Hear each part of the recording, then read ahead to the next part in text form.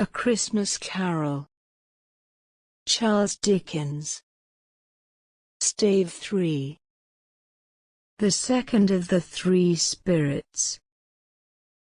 Awaking in the middle of a prodigiously tough snore, and sitting up in bed to get his thoughts together, Scrooge had no occasion to be told that the bell was again upon the stroke of 1. He felt that he was restored to consciousness in the right nick of time, for the especial purpose of holding a conference with the second messenger dispatched to him through Jacob Marley's intervention.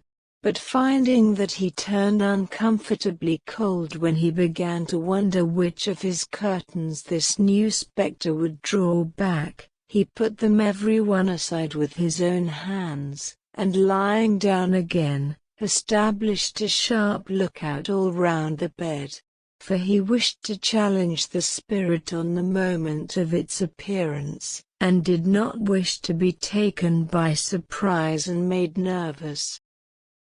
Gentlemen of the free and easy sort, who plumed themselves on being acquainted with a move or two, and being usually equal to the time of day, express the wide range of their capacity for adventure by observing that they are good for anything from pitch and toss to manslaughter, between which opposite extremes, no doubt, there lies a tolerably wide and comprehensive range of subjects. Without venturing for Scrooge quite as hardily as this, I don't mind calling on you to believe that he was ready for a good broad field of strange appearances, and that nothing between a baby and a rhinoceros would have astonished him very much. Now, being prepared for almost anything, he was not by any means prepared for nothing, and, consequently, when the bell struck 1, and no shape appeared, he was taken with a violent fit of trembling. 5 minutes, 10 minutes, a quarter of an hour went by, yet nothing came.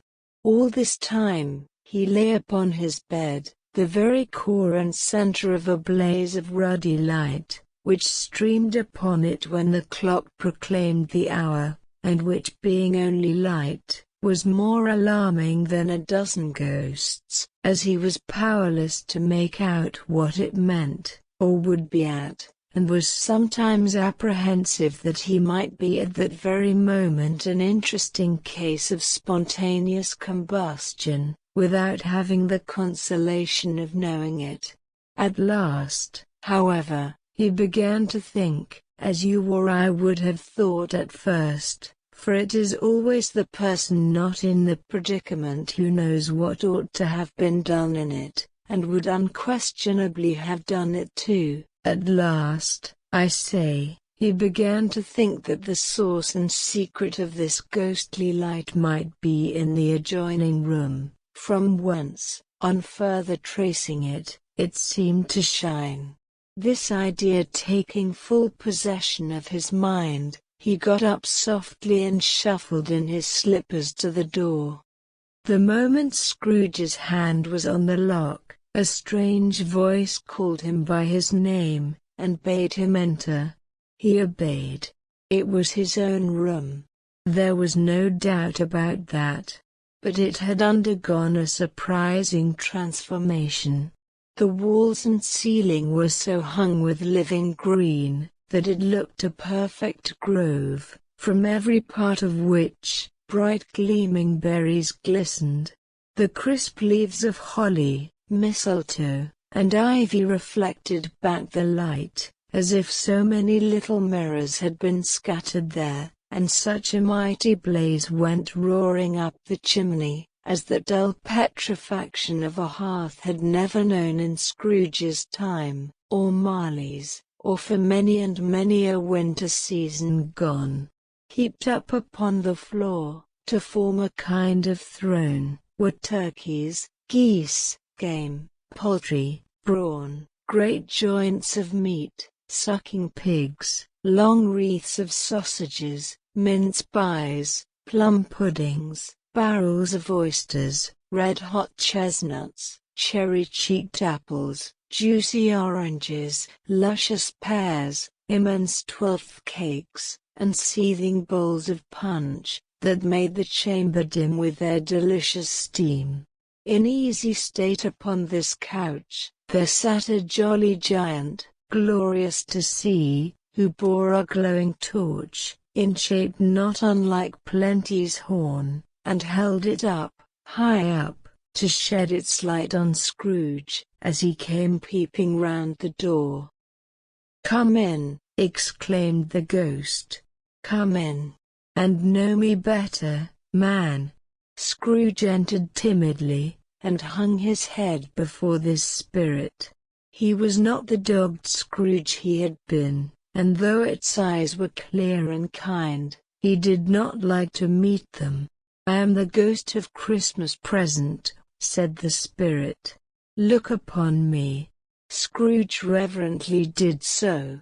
It was clothed in one simple deep green robe, or mantle, bordered with white fur.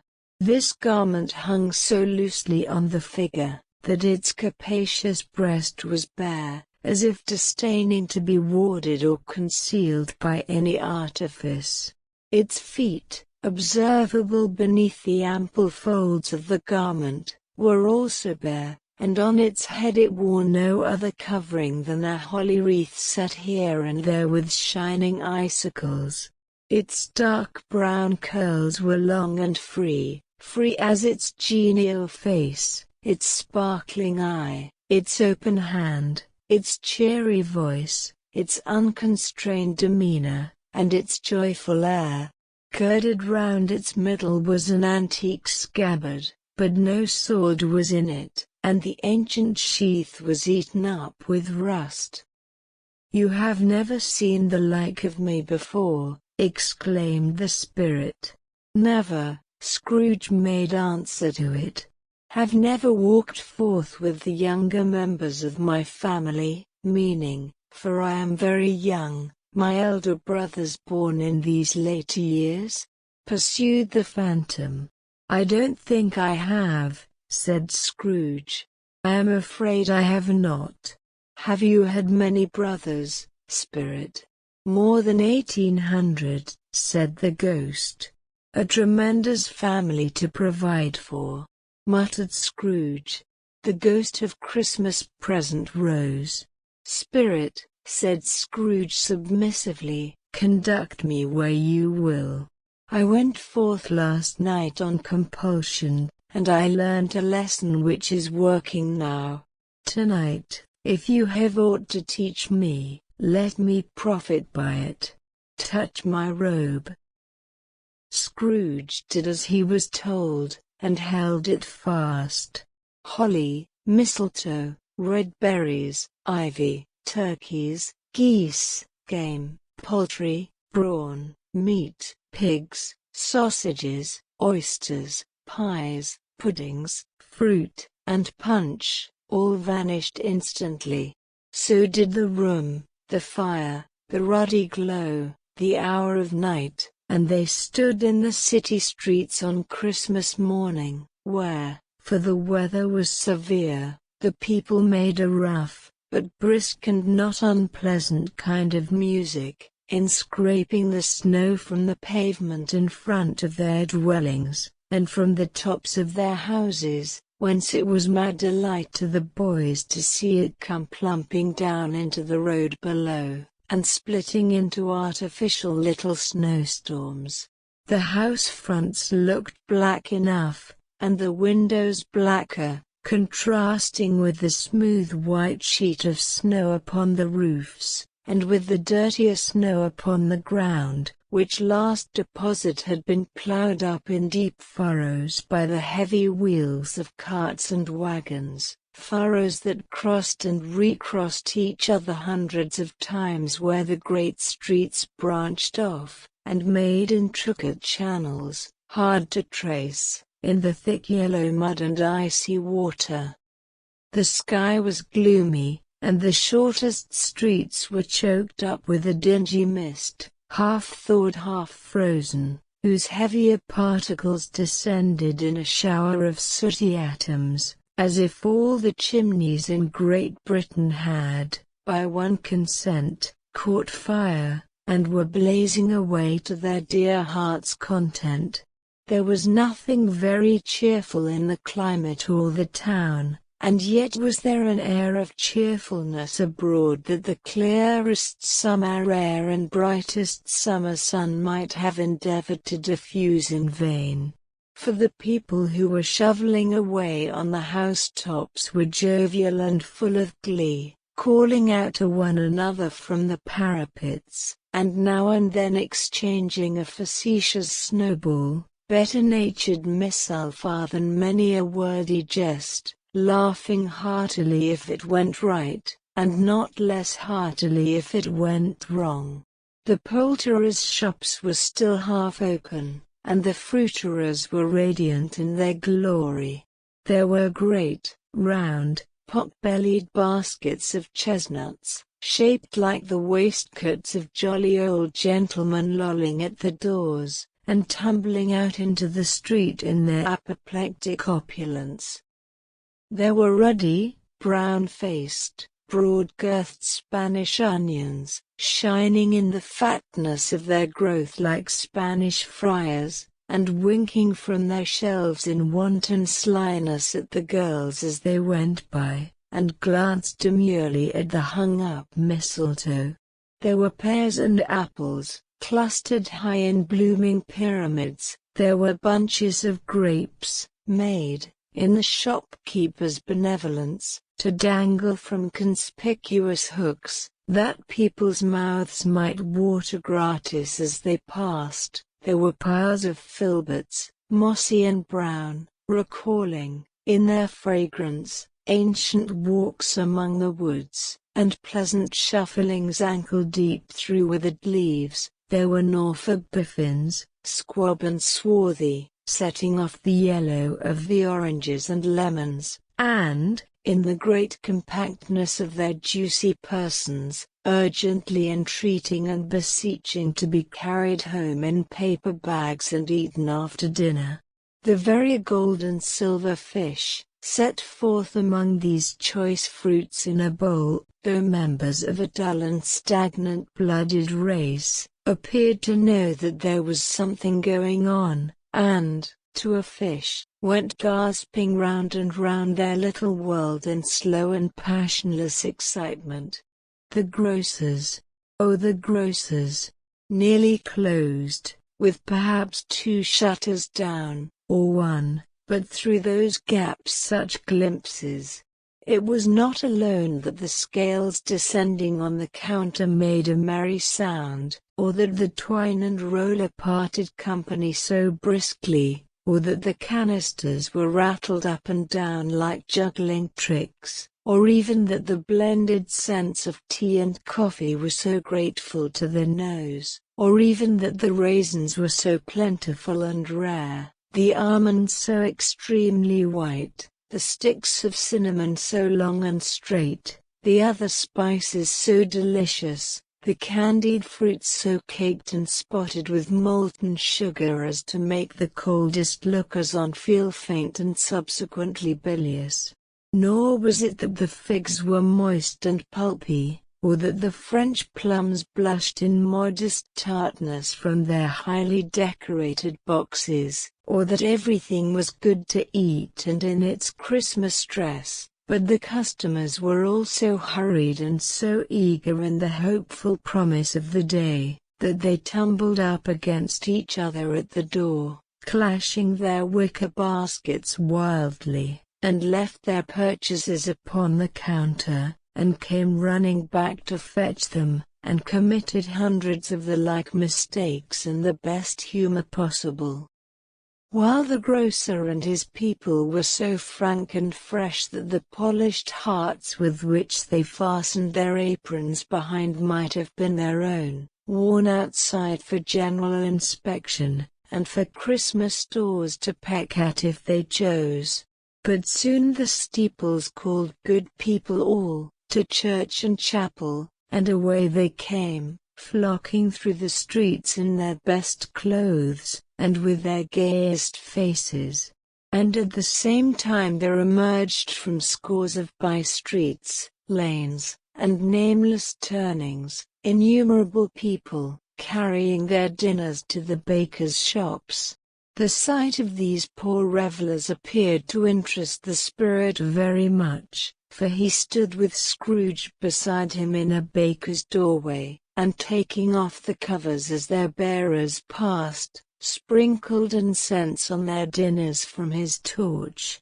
And it was a very uncommon kind of torch, for once or twice when there were angry words between some dinner carriers who had jostled with each other, he shed a few drops of water on them from it, and their good humor was restored directly.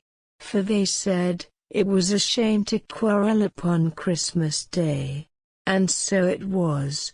God love it, so it was.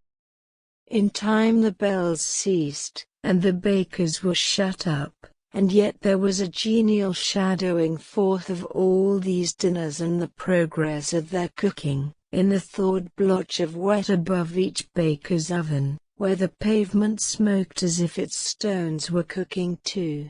Is there a peculiar flavor in what you sprinkle from your torch? Asked Scrooge. There is, my own. Would it apply to any kind of dinner on this day? Asked Scrooge. To any kindly given. To a poor one most. Why to a poor one most? Asked Scrooge. Because it needs it most. Spirit, said Scrooge, after a moment's thought, I wonder you, of all the beings in the many worlds about us, should desire to cramp these people's opportunities of innocent enjoyment. Aye, cried the spirit. You would deprive them of their means of dining every seventh day, often the only day on which they can be said to dine at all, said Scrooge. Wouldn't you? Aye, cried the spirit. You seek to close these places on the seventh day? Said Scrooge. And it comes to the same thing. I seek, exclaimed the spirit. Forgive me if I am wrong. It has been done in your name, or at least in that of your family, said Scrooge. There are some upon this earth of yours, returned the spirit, who lay claim to know us, and who do their deeds of passion, pride, ill will, hatred, envy, bigotry, and selfishness in our name, who are as strange to us and all our kith and kin, as if they had never lived. Remember that, and charge their doings on themselves, not us. Scrooge promised that he would, and they went on, invisible, as they had been before, into the suburbs of the town. It was a remarkable quality of the ghost, which Scrooge had observed at the baker's, that notwithstanding his gigantic size, he could accommodate himself to any place with ease, and that he stood beneath a low roof quite as gracefully and like a supernatural creature, as it was possible he could have done in any lofty hall. And perhaps it was the pleasure the good spirit had in showing off this power of his, or else it was his own kind, generous, hearty nature, and his sympathy with all poor men, that led him straight to Scrooge's clerks, for there he went, and took Scrooge with him, holding to his robe, and on the threshold of the door the spirit smiled, and stopped to bless Bob Cratchit's dwelling with the sprinklings of his torch. Think of that! Bob had but 15 bob a week himself. He pocketed on Saturdays but 15 copies of his Christian name, and yet the ghost of Christmas present blessed his 4-roomed house. Then up rose Mrs. Cratchit, Cratchit's wife, dressed out but poorly in a twice-turned gown, but brave in ribbons, which are cheap and make a goodly show for sixpence, and she laid the cloth, assisted by Belinda Cratchit, second of her daughters, also brave in ribbons, while Master Peter Cratchit plunged a fork into the saucepan of potatoes, and getting the corners of his monstrous shirt collar, Bob's private property, conferred upon his son and heir in honor of the day, into his mouth, rejoiced to find himself so gallantly attired, and yearned to show his linen in the fashionable parks. And now two smaller Cratchits, boy and girl, came tearing in, screaming that outside the baker's they had smelt the goose, and known it for their own, and basking in luxurious thoughts of sage and onion, these young Cratchits danced about the table, and exalted Master Peter Cratchit to the skies, while he, not proud, although his collars nearly choked him, blew the fire, until the slow potatoes bubbling up, knocked loudly at the saucepan lid to be let out and peeled. "What has ever got your precious father then?" said Mrs. Cratchit. "And your brother, Tiny Tim? And Martha warned as late last Christmas Day by half an hour." "Here's Martha, mother," said a girl, appearing as she spoke. "Here's Martha, mother," cried the two young Cratchits. "Hurrah! There's such a goose, Martha." "Why, bless your heart alive, my dear, how late you are," said Mrs. Cratchit, kissing her a dozen times, and taking off her shawl and bonnet for her, with officious zeal. "We'd a deal of work to finish up last night," replied the girl, "and had to clear away this morning, mother." "Well, never mind so long as you are come," said Mrs. Cratchit. "Sit ye down before the fire, my dear, and have a warm, Lord bless ye." "No, no, there's father coming," cried the two young Cratchits, who were everywhere at once. "Hide, Martha, hide." So Martha hid herself, and in came little Bob, the father, with at least 3 feet of comforter exclusive of the fringe, hanging down before him, and his threadbare clothes darned up and brushed, to look seasonable, and Tiny Tim upon his shoulder. Alas for Tiny Tim, he bore a little crutch, and had his limbs supported by an iron frame. "Why, where's our Martha?" cried Bob Cratchit, looking round. "Not coming," said Mrs. Cratchit. "Not coming," said Bob, with a sudden declension in his high spirits, for he had been Tim's blood horse all the way from church, and had come home rampant. "Not coming upon Christmas Day." Martha didn't like to see him disappointed, if it were only in joke, so she came out prematurely from behind the closet door, and ran into his arms, while the two young Cratchits hustled Tiny Tim, and bore him off into the wash-house, that he might hear the pudding singing in the copper. "And how did little Tim behave?" asked Mrs. Cratchit, when she had rallied Bob on his credulity and Bob had hugged his daughter to his heart's content. "As good as gold," said Bob, "and better. Somehow he gets thoughtful sitting by himself so much, and thinks the strangest things you ever heard. He told me, coming home, that he hoped the people saw him in the church, because he was a cripple, and it might be pleasant to them to remember upon Christmas Day, who made lame beggars walk and blind men see." Bob's voice was tremulous when he told them this, and trembled more when he said that Tiny Tim was growing strong and hearty.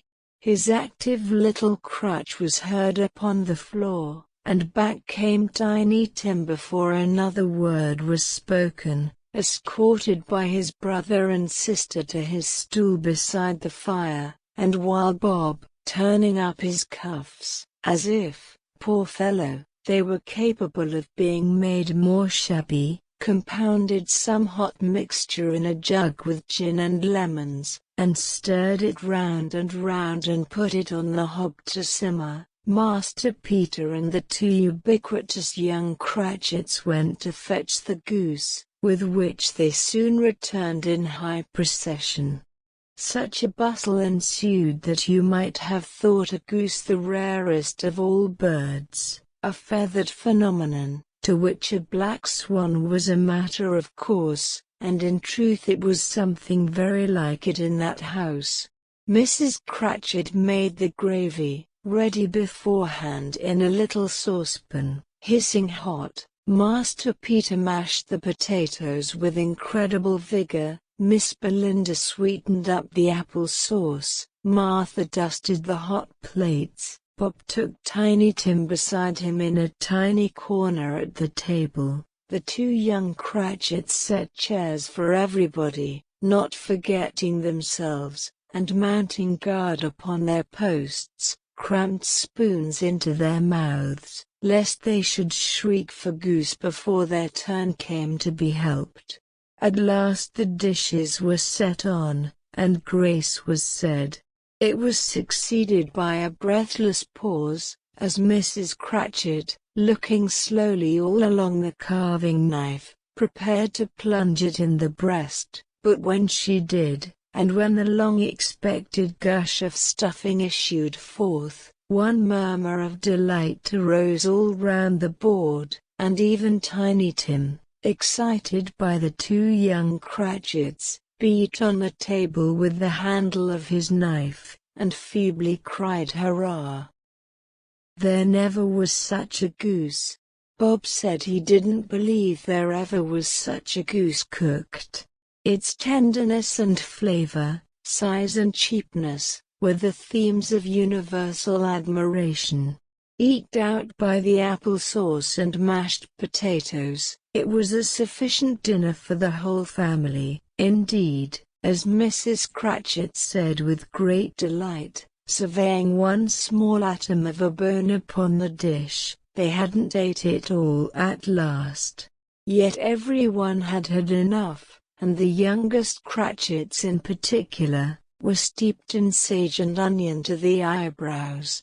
But now, the plates being changed by Miss Belinda, Mrs. Cratchit left the room alone, too nervous to bear witnesses, to take the pudding up, and bring it in. Suppose it should not be done enough? Suppose it should break in turning out? Suppose somebody should have got over the wall of the backyard, and stolen it, while they were merry with the goose, a supposition at which the two young Cratchits became livid. All sorts of horrors were supposed. Hullo! A great deal of steam. The pudding was out of the copper. A smell like a washing day. That was the cloth. A smell like an eating house, and a pastry cook's next door to each other, with the laundresses next door to that. That was the pudding. In half a minute Mrs. Cratchit entered, flushed, but smiling proudly, with a pudding, like a speckled cannon ball, so hard and firm, blazing in half a quartern of ignited brandy, and bedight with Christmas holly stuck into the top. Oh, a wonderful pudding! Bob Cratchit said, and calmly too, that he regarded it as the greatest success achieved by Mrs. Cratchit since their marriage.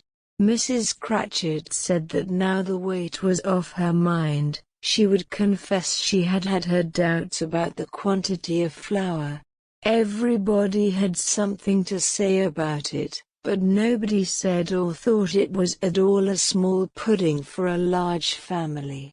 It would have been flat heresy to do so. Any Cratchit would have blushed to hint at such a thing. At last the dinner was all done, the cloth was cleared, the hearth swept, and the fire made up. The compound in the jug being tasted and considered perfect, apples and oranges were put upon the table, and a shovel full of chestnuts on the fire.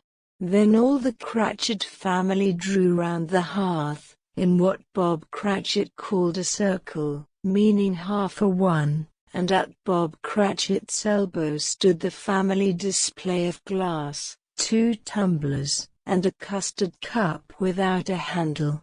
These held the hot stuff from the jug, however, as well as golden goblets would have done, and Bob served it out with beaming looks, while the chestnuts on the fire sputtered and crackled noisily. Then Bob proposed, "A Merry Christmas to us all, my dears. God bless us," which all the family re-echoed. "God bless us everyone," said Tiny Tim, the last of all. He sat very close to his father's side, upon his little stool. Bob held his withered little hand in his, as if he loved the child, and wished to keep him by his side, and dreaded that he might be taken from him. "Spirit," said Scrooge, with an interest he had never felt before, "tell me if Tiny Tim will live." "I see a vacant seat," replied the ghost, "in the porch chimney corner, and a crutch without an owner, carefully preserved. If these shadows remain unaltered by the future, the child will die." "No, no," said Scrooge. "Oh no, kind spirit. Say he will be spared. If these shadows remain unaltered by the future, none other of my race," returned the ghost, "will find him here."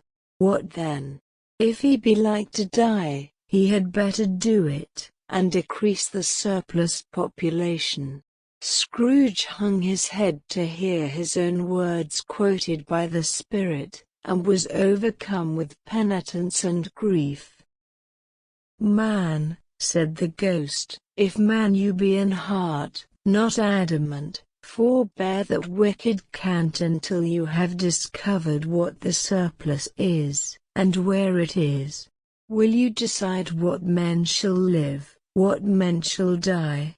It may be, that in the sight of heaven, you are more worthless and less fit to live than millions like this poor man's child. O God! To hear the insect on the leaf pronouncing on the too much life among his hungry brothers in the dust." Scrooge bent before the ghost's rebuke, and trembling cast his eyes upon the ground. But he raised them speedily, on hearing his own name. "Mr. Scrooge," said Bob, "I'll give you Mr. Scrooge, the founder of the feast." "The founder of the feast indeed," cried Mrs. Cratchit, reddening. "I wish I had him here. I'd give him a piece of my mind to feast upon, and I hope he'd have a good appetite for it."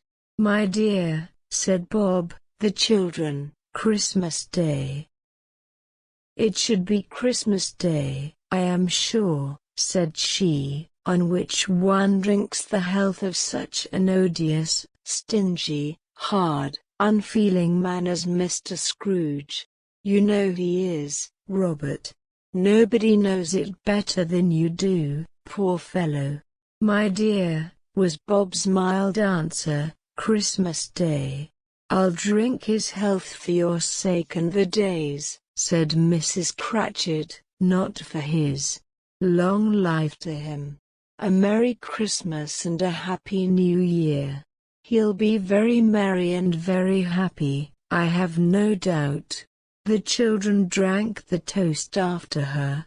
It was the first of their proceedings which had no heartiness in it. Tiny Tim drank it last of all, but he didn't care twopence for it. Scrooge was the ogre of the family. The mention of his name cast a dark shadow on the party, which was not dispelled for full 5 minutes. After it had passed away, they were 10 times merrier than before, from the mere relief of Scrooge the baleful being done with. Bob Cratchit told them how he had a situation in his eye for Master Peter, which would bring in, if obtained, full 5 and 6pence weekly.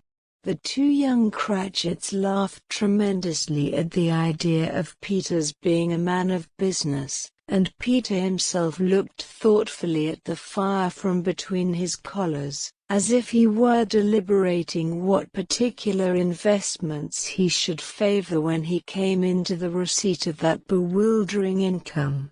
Martha, who was a poor apprentice at a milliner's, then told them what kind of work she had to do, and how many hours she worked at a stretch, and how she meant to lie abed tomorrow morning for a good long rest, tomorrow being a holiday she passed at home.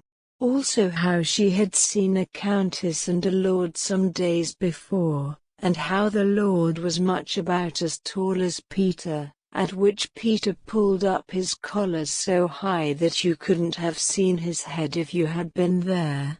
All this time the chestnuts and the jug went round, and by they had a song, about a lost child travelling in the snow, from Tiny Tim, who had a plaintive little voice, and sang it very well indeed. There was nothing of high mark in this. They were not a handsome family, they were not well dressed, their shoes were far from being waterproof, their clothes were scanty, and Peter might have known, and very likely did, the inside of a pawnbroker's. But they were happy, grateful, pleased with one another, and contented with the time, and when they faded, and looked happier yet in the bright sprinklings of the Spirit's torch at parting, Scrooge had his eye upon them, and especially on Tiny Tim, until the last. By this time it was getting dark, and snowing pretty heavily, and as Scrooge and the Spirit went along the streets, the brightness of the roaring fires in kitchens, parlors, and all sorts of rooms, was wonderful. Here, the flickering of the blaze showed preparations for a cozy dinner, with hot plates baking through and through before the fire, and deep red curtains, ready to be drawn, to shut out cold and darkness. There, all the children of the house were running out into the snow to meet their married sisters, brothers, cousins, uncles, aunts, and be the first to greet them. Here, again, were shadows on the window blind of guests assembling, and there a group of handsome girls, all hooded and fur-booted, and all chattering at once, tripped lightly off to some near neighbor's house, where, woe upon the single man who saw them enter, artful witches, well they knew it, in a glow. But if you had judged from the numbers of people on their way to friendly gatherings, you might have thought that no one was at home to give them welcome when they got there, instead of every house expecting company, and piling up its fires half chimney high. Blessings on it, how the ghost exulted! How it bared its breadth of breast, and opened its capacious palm, and floated on, outpouring, with a generous hand, its bright and harmless mirth on everything within its reach. The very lamplighter, who ran on before dotting the dusky street with specks of light, and who was dressed to spend the evening somewhere, laughed out loudly as the Spirit passed, though little kenned the lamplighter that he had any company but Christmas. And now, without a word of warning from the ghost, they stood upon a bleak and desert moor, where monstrous masses of rude stone were cast about, as though it were the burial place of giants, and water spread itself wheresoever it listed, or would have done so, but for the frost that held it prisoner, and nothing grew but moss and furze, and coarse, rank grass. Down in the west the setting sun had left a streak of fiery red, which glared upon the desolation for an instant, like a sullen eye, and frowning lower, lower, lower yet, was lost in the thick gloom of darkest night. "What place is this?" asked Scrooge. "A place where miners live, who labor in the bowels of the earth," returned the spirit. "But they know me. See." A light shone from the window of a hut, and swiftly they advanced towards it. Passing through the wall of mud and stone, they found a cheerful company assembled round a glowing fire. An old man and woman, with their children and their children's children, and another generation beyond that, all decked out gaily in their holiday attire. The old man, in a voice that seldom rose above the howling of the wind upon the barren waste, was singing them a Christmas song. It had been a very old song when he was a boy, and from time to time they all joined in the chorus. So surely as they raised their voices, the old man got quite blithe and loud, and so surely as they stopped, his vigor sank again. The spirit did not tarry here, but bade Scrooge hold his robe, and passing on above the moor, sped whither? Not to see? To see. To Scrooge's horror, looking back, he saw the last of the land, a frightful range of rocks, behind them, and his ears were deafened by the thundering of water, as it rolled, and roared, and raged among the dreadful caverns it had worn, and fiercely tried to undermine the earth. Built upon a dismal reef of sunken rocks, some league or so from shore, on which the waters chafed and dashed, the wild year through, there stood a solitary lighthouse. Great heaps of seaweed clung to its base, and storm birds, born of the wind one might suppose, as seaweed of the water, rose and fell about it, like the waves they skimmed. But even here, 2 men who watched the light had made a fire, that through the loophole in the thick stone wall shed out a ray of brightness on the awful sea. Joining their horny hands over the rough table at which they sat, they wished each other Merry Christmas in their can of grog, and one of them, the elder, too, with his face all damaged and scarred with hard weather, as the figurehead of an old ship might be, struck up a sturdy song that was like a gale in itself.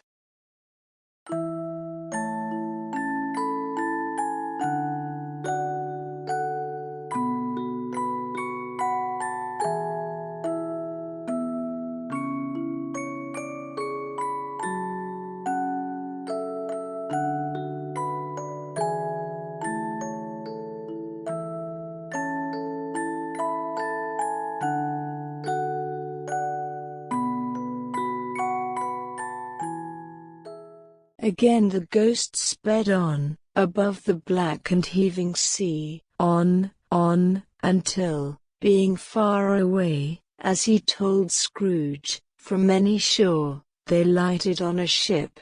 They stood beside the helmsman at the wheel, the lookout in the bow, the officers who had the watch, dark, ghostly figures in their several stations. But every man among them hummed a Christmas tune, or had a Christmas thought, or spoke below his breath to his companion of some bygone Christmas day, with homeward hopes belonging to it. And every man on board, waking or sleeping, good or bad, had had a kinder word for another on that day than on any day in the year, and had shared to some extent in its festivities, and had remembered those he cared for at a distance, and had known that they delighted to remember him. It was a great surprise to Scrooge, while listening to the moaning of the wind, and thinking what a solemn thing it was to move on through the lonely darkness over an unknown abyss, whose depths were secrets as profound as death. It was a great surprise to Scrooge, while thus engaged, to hear a hearty laugh. It was a much greater surprise to Scrooge to recognize it as his own nephew's, and to find himself in a bright, dry, gleaming room, with the Spirit standing smiling by his side, and looking at that same nephew with approving affability. "Ha, ha," laughed Scrooge's nephew. "Ha, ha, ha. If you should happen, by any unlikely chance, to know a man more blessed in a laugh than Scrooge's nephew, all I can say is, I should like to know him too. Introduce him to me, and I'll cultivate his acquaintance.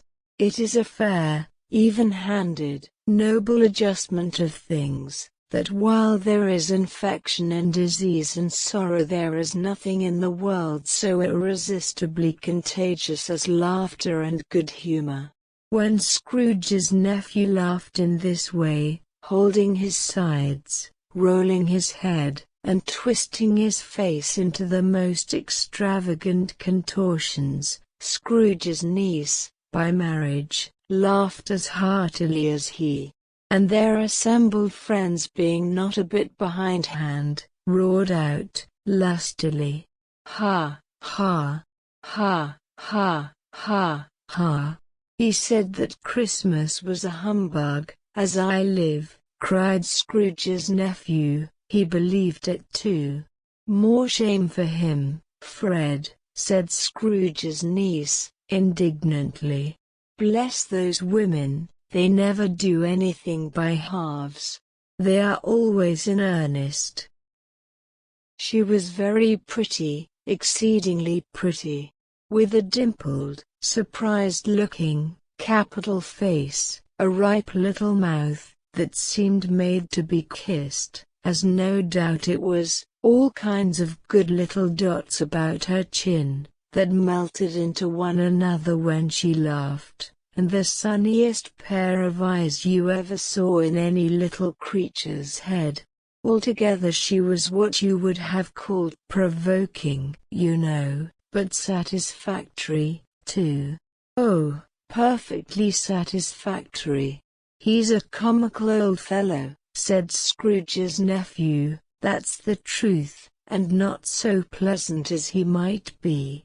However, his offenses carry their own punishment, and I have nothing to say against him."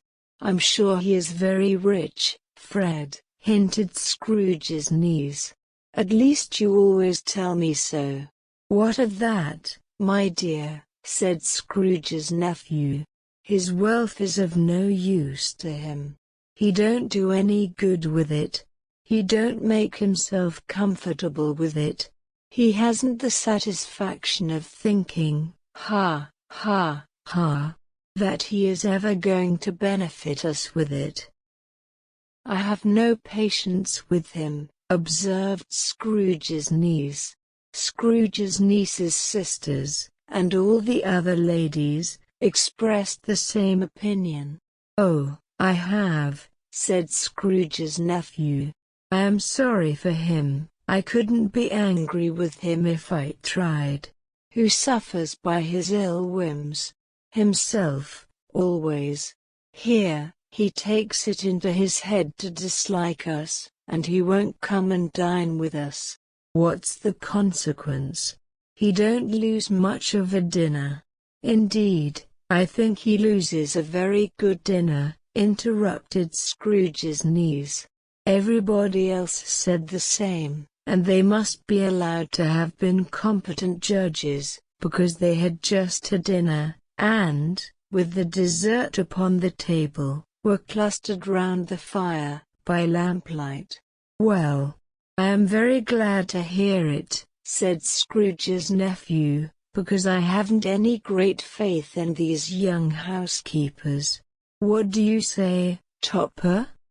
Topper had clearly got his eye upon one of Scrooge's niece's sisters, for he answered that a bachelor was a wretched outcast, who had no right to express an opinion on the subject.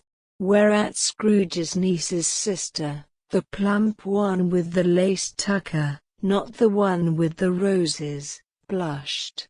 "Do go on, Fred," said Scrooge's niece, clapping her hands.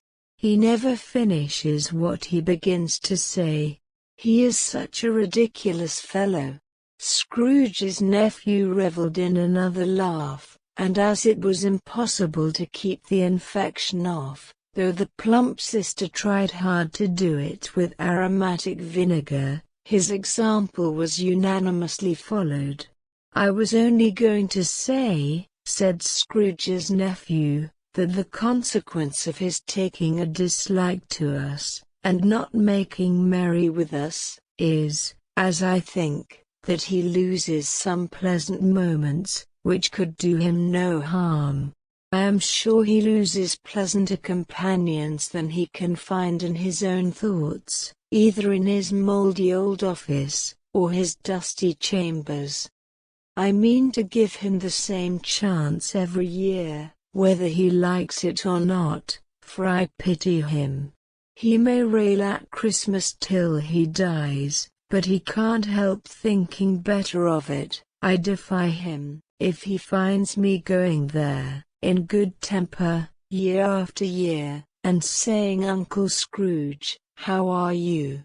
If it only puts him in the vein to leave his poor clerk £50, that's something, and I think I shook him, yesterday." It was their turn to laugh now, at the notion of his shaking Scrooge.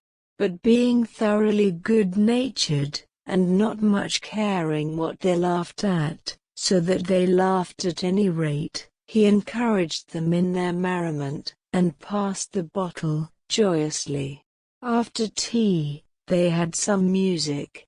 For they were a musical family, and knew what they were about, when they sung at glee or catch, I can assure you, especially Topper, who could growl away in the bass like a good one, and never swell the large veins in his forehead, or get red in the face over it.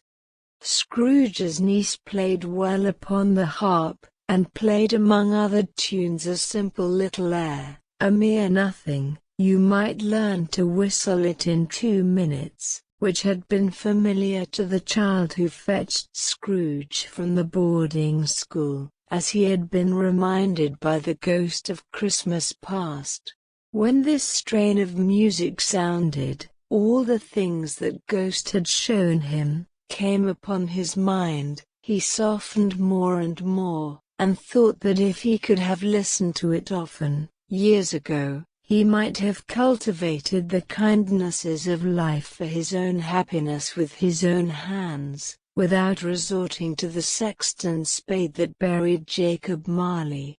But they didn't devote the whole evening to music. After a while they played at forfeits, for it is good to be children sometimes, and never better than at Christmas, when its mighty founder was a child himself. Stop. There was first a game at Blind Man's Buff. Of course there was. And I no more believe Topper was really blind than I believe he had eyes in his boots. My opinion is, that it was a done thing between him and Scrooge's nephew, and that the ghost of Christmas present knew it. The way he went after that plump sister in the lace tucker was an outrage on the credulity of human nature. Knocking down the fire irons, tumbling over the chairs, bumping up against the piano, smothering himself among the curtains, wherever she went, there went he. He always knew where the plump sister was. He wouldn't catch anybody else. If you had fallen up against him, as some of them did, and stood there, he would have made a feint of endeavoring to seize you, which would have been an affront to your understanding, and would instantly have sidled off in the direction of the plump sister. She often cried out that it wasn't fair, and it really was not. But when at last he caught her, when, in spite of all her silken rustlings, and her rapid flutterings past him, he got her into a corner whence there was no escape, then his conduct was the most execrable. For his pretending not to know her, his pretending that it was necessary to touch her headdress, and further to assure himself of her identity by pressing a certain ring upon her finger, and a certain chain about her neck, was vile, monstrous. No doubt she told him her opinion of it, when, another blind man being in office, they were so very confidential together, behind the curtains. Scrooge's niece was not one of the blind man's buff party, but was made comfortable with a large chair and a footstool, in a snug corner, where the ghost and Scrooge were close behind her. But she joined in the forfeits, and loved her love to admiration with all the letters of the alphabet. Likewise at the game of how, when, and where, she was very great, and to the secret joy of Scrooge's nephew, beat her sisters hollow, though they were sharp girls too, as Topper could have told you. There might have been 20 people there, young and old, but they all played, and so did Scrooge, for, wholly forgetting in the interest he had in what was going on, that his voice made no sound in their ears, he sometimes came out with his guess quite loud, and very often guessed right, too, for the sharpest needle, best Whitechapel, warranted not to cut in the eye, was not sharper than Scrooge, blunt as he took it in his head to be. The ghost was greatly pleased to find him in this mood, and looked upon him with such favor that he begged like a boy to be allowed to stay until the guests departed. But this the spirits said could not be done. "Here's a new game," said Scrooge. "1/2 hour, spirit, only one." It was a game called Yes and No, where Scrooge's nephew had to think of something, and the rest must find out what, he only answering to their questions yes or no as the case was. The brisk fire of questioning to which he was exposed, elicited from him that he was thinking of an animal, a live animal, rather a disagreeable animal, a savage animal, an animal that growled and grunted sometimes, and talked sometimes, and lived in London, and walked about the streets, and wasn't made a show of, and wasn't led by anybody, and didn't live in a menagerie, and was never killed in a market, and was not a horse, or an ass, or a cow, or a bull, or a tiger, or a dog, or a pig, or a cat, or a bear. At every fresh question that was put to him, this nephew burst into a fresh roar of laughter, and was so inexpressibly tickled, that he was obliged to get up off the sofa and stamp. At last the plump sister, falling into a similar state, cried out, "I have found it out. I know what it is, Fred. I know what it is." "What is it?" cried Fred. "It's your Uncle Scrooge." Which it certainly was. Admiration was the universal sentiment, though some objected that the reply to "Is it a bear?" ought to have been yes, inasmuch as an answer in the negative was sufficient to have diverted their thoughts from Mr. Scrooge, supposing they had ever had any tendency that way. "He has given us plenty of merriment, I am sure," said Fred, "and it would be ungrateful not to drink his health. Here is a glass of mulled wine ready to our hand at the moment, and I say Uncle Scrooge." "Well, Uncle Scrooge," they cried, "a Merry Christmas and a Happy New Year to the old man, whatever he is," said Scrooge's nephew. "He wouldn't take it from me, but may he have it, nevertheless." Uncle Scrooge.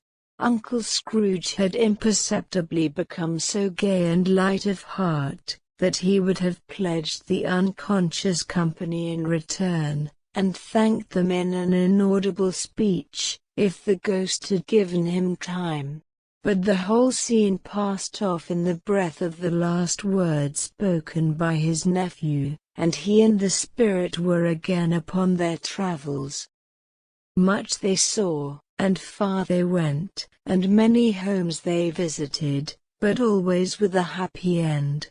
The spirit stood beside sick beds, and they were cheerful, on foreign lands, and they were close at home, by struggling men, and they were patient in their greater hope, by poverty, and it was rich. In almshouse, hospital, and jail, in misery's every refuge, where vain man in his little brief authority had not made fast the door, and barred the spirit out, he left his blessing, and taught Scrooge his precepts. It was a long night, if it were only a night, but Scrooge had his doubts of this, because the Christmas holidays appeared to be condensed into the space of time they passed together. It was strange, too, that while Scrooge remained unaltered in his outward form, the ghost grew older, clearly older. Scrooge had observed this change, but never spoke of it, until they left a children's 12th night party, when, looking at the spirit as they stood together in an open place, he noticed that its hair was grey. "A spirit's life so short?" asked Scrooge. "My life upon this globe is very brief," replied the ghost. "It ends tonight." "Tonight!" cried Scrooge. "Tonight at midnight. Hark! The time is drawing near." The chimes were ringing the 11:15 at that moment. "Forgive me if I am not justified in what I ask," said Scrooge, looking intently at the spirit's robe, "but I see something strange, and not belonging to yourself, protruding from your skirts. Is it a foot or a claw?" "It might be a claw, for the flesh there is upon it," was the spirit's sorrowful reply. "Look here." From the foldings of its robe, it brought 2 children, wretched, abject, frightful, hideous, miserable. They knelt down at its feet, and clung upon the outside of its garment. "Oh, man! Look here! Look, look, down here!" exclaimed the ghost. They were a boy and girl. Yellow, meager, ragged, scowling, wolfish, but prostrate, too, in their humility. Where graceful youth should have filled their features out, and touched them with its freshest tints, a stale and shriveled hand, like that of age, had pinched, and twisted them, and pulled them into shreds. Where angels might have sat enthroned, devils lurked, and glared out menacing. No change, no degradation, no perversion of humanity, in any grade, through all the mysteries of wonderful creation, has monsters half so horrible and dread. Scrooge started back, appalled.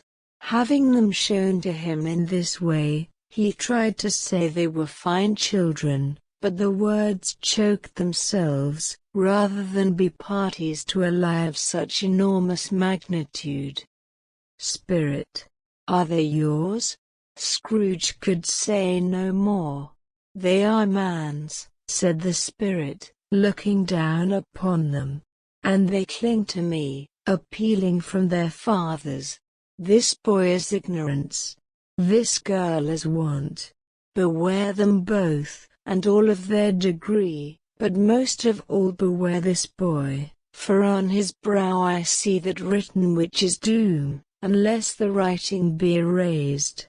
"Deny it," cried the spirit, stretching out its hand towards the city. "Slander those who tell it ye. Admit it for your factious purposes, and make it worse, and bide the end. Have they no refuge or resource? Cried Scrooge. Are there no prisons?